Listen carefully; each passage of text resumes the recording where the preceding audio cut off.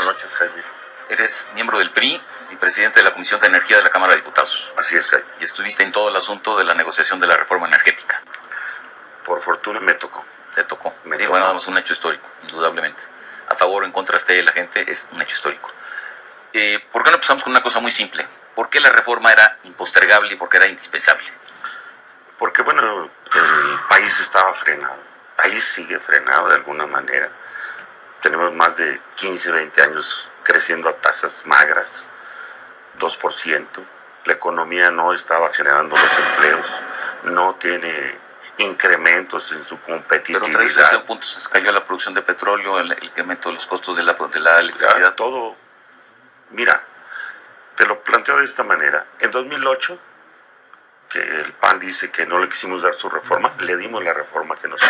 Les podrían decir, bueno, pues el referéndum puede decir lo que quiera, por ejemplo, que gane el no, pero esto no tiene efectos vinculantes para una contrarreforma, digamos. No lo puede tener, porque desde nuestro punto de vista ni la Corte puede reformar la Constitución. La Constitución nada más tiene un solo mecanismo de reforma y es el que nosotros pretendemos hacer, que sea válido, ¿no?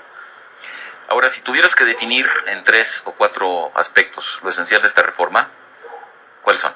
Bueno, es esencial el que se dé un giro histórico a esta naturaleza, ¿no? Bueno, un país que estaba construido sobre esta imagen o identidad ha sufrido un vuelco tan radical como el que se produjo con el TLC. Te la trato de resumir la reforma, el sentido de la reforma. 1, creamos un mercado que no existía. 2, creamos empresas productivas del Estado fuertes, que tampoco las teníamos empresas dependientes del gobierno federal. Y 3, creamos los órganos reguladores.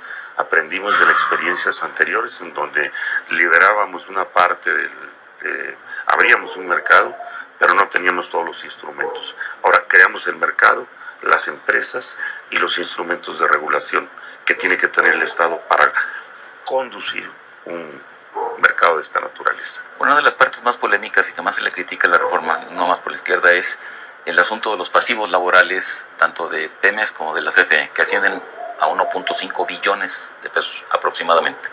Ello significa que eso se vuelve deuda pública y se le libera a las empresas de estos pasivos. La crítica ahí es bueno, que no se esclarece por cómo se llegó a estos pasivos tan altos y cómo se va a reformular este esquema para que no siga generando pasivos que perjudiquen el desempeño de las empresas. Bueno, nosotros es una modificación que nosotros hicimos en la Cámara de Diputados, no venía del Senado. Exacto. Sí, yo soy de los que cree que para dejar en mejores condiciones a Pemex y a CFE hay que quitarle esos pasivos. ¿Pero qué es un pasivo laboral? Pensiones. Es una proyección de aquí a 30 años, no son recursos devengados, ¿sí? Ojo. No, pero hay que tenerlos. Hay que tenerlos, ¿sí? ¿Por qué no los tuvo Pemex o por qué no los tuvo CFE? Pues porque a Pemex le cobrábamos hasta 120% de impuestos, ¿verdad? Pero también porque no había en la ley el asunto de que los trabajadores contribuyeran a su fondo de retiro, ¿no? No existe en la ley, todo es fondeado en este caso por Pemex. En teoría eso debería de cambiar y que los trabajadores de Pemex fuesen como el resto de los mortales de este país, ¿no? Y eso es lo que está propuesto en la reforma. Nosotros propusimos que el gobierno federal asuma una parte del pasivo laboral, no todo. ¿Cómo decidimos qué parte asuma?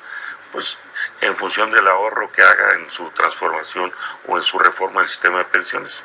Lo que ahorres en esa misma proporción, el gobierno les asume el pasivo. No estamos hablando de 1.5 billones de pesos.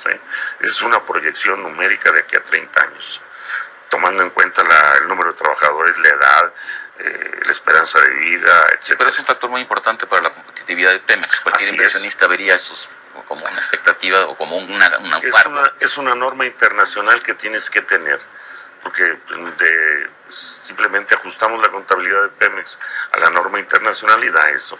La ajustamos a lo real y no da eso, ¿verdad? Pero bueno, el punto fundamental es que si reformas tu sistema de pensiones, si presentas un programa de austeridad, ¿sí? Y en la proporción en lo que ahorres. Esas son las 3 condiciones para que el gobierno pueda asumir una proporción de este pasivo. Ahora, ¿qué le respondes tú a la izquierda cuando dice que esta es una reforma totalmente neoliberal y que además es una reforma que privatiza Pemex, CFE y que, bueno, acaba con el principio fundamental que instauró las órdenes en 1938 con la nacionalización del petróleo? Bueno, Lo primero que les digo es que no se privatiza nada, ojo. No se vende absolutamente nada, no se vende Pemex, no se vende CFE, no se vende ninguna de las filiales que tiene Pemex. Pero en electricidad, por ejemplo, sí va a haber nuevas empresas. Va a haber jugadores. Por eso te decía de entrada, creamos un mercado. Eso no existía. ¿Sí? Creamos un mercado donde van a entrar nuevos jugadores, pero que en la Constitución queda muy claro que los productos del subsuelo son de propiedad de la nación. ¿Sí? Dos, en el caso de electricidad, pues tenemos nuestra empresa que va a competir. ¿Sí? Le liberamos el mercado de producción de energía, mas no liberamos el control y la transmisión de esa energía. Si el despacho y la transmisión sigue siendo propiedad del gobierno Eso federal. quiere decir que las nuevas empresas no tendrán la posibilidad de instalar sus propias redes sus de transmisión. propias redes de transmisión no podrán. Siguen siendo exclusivamente públicas. En eso tendría que invertir entonces mucho más la CFE. Tiene que invertir el Estado mexicano en ello y bueno, la CFE tendrá que competir con esas empresas en la venta de energía.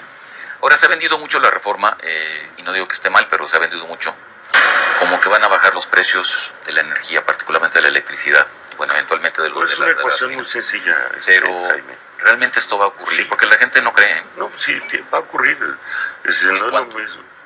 Yo creo que a partir de 2016 vas a empezar a ver la baja. ¿Por qué? Pues porque en 2016 se terminan más o menos de arreglar o de construir las redes de gasoductos que nos van a permitir llevar gas a casi todos los puntos del país. Y sí es muy claro, porque el gas importado es mucho más barato que el que sí. Pero en el caso, por ejemplo, de la gasolina. Nosotros nunca prometimos que la gasolina bajaba, ¿sí? Lo que prometimos es que iba a haber competencia en el mercado de gasolinas y que la competencia puede hacer que fluctúen los precios hacia arriba o hacia abajo, como pasa en otros mercados. En Estados Unidos, yo que soy fronterizo, pues ves que allá de repente está a $0.25 el galón y de repente está más bajo. ¿Esto significa que finalmente el subsidio de la gasolina va a desaparecer a la larga? A la larga tiene que desaparecer. ¿Qué es la larga? Una larga estamos hablando, nosotros esperamos que el mercado esté totalmente abierto, ahí por el 2017 ya empiecen a instalarse las nuevas expendios de gasolina y se libere la importación. Ahora, el otro elemento fundamental de la reforma se dice es que va a generar o va a traer grandes flujos de inversión externa. Así es. Y en ese sentido, ahí estaría uno de los motores fundamentales del crecimiento para los próximos años. Tiene que venir, ahorita, bueno, ayer que se presentó la ronda cero, pues estamos hablando de montos de inversión en los próximos 5 años de cerca de $70,000 millones. Nada más en las áreas que tiene Pemex y en las capacidades de asociación que le dimos. ¿Esta ronda cero incluye Pemex y asociación con otras empresas? No, la ronda cero es para Pemex. Para Pemex exclusiva. Entonces, Pemex puede migrar en algunos puntos a asociarse con otras empresas. Entonces, estos $70,000 millones son del Estado. No. ¿De dónde son? Van a ser producto de 11 asociaciones que está planeando Pemex. ¿Con otras empresas? Con otras empresas. Se va a asociar. Es decir, Pemex tiene que mantener su plataforma de 2.5. Yo te preguntaba entonces si es una asociación de Pemex con otras empresas. Con otras empresas. Y luego hay la otra modalidad que serían. La ronda 1 es cuando vas a abrir a licitación todos los campos que más o menos se presentó una proyección, son cerca de 129 campos, y ahí puede entrar asociaciones de 2 empresas extranjeras, asociación de una empresa mexicana con una extranjera, asociaciones de puros mexicanos o Pemex con otro. Estas empresas le van a pagar la renta petrolera al Estado, así es, y obtendrán su beneficio correspondiente. Por supuesto, que es parte de los costos de extracción de hidrocarburo. Y la intención es llegar en poco tiempo a tener una plataforma de producción más alta que la que tenemos. Ahorita estamos en 2.5. Esto es uno de los puntos de la reforma, ¿no? Que estábamos en 3.5 y bajamos a 2.5, 2.4, se nos iba cayendo.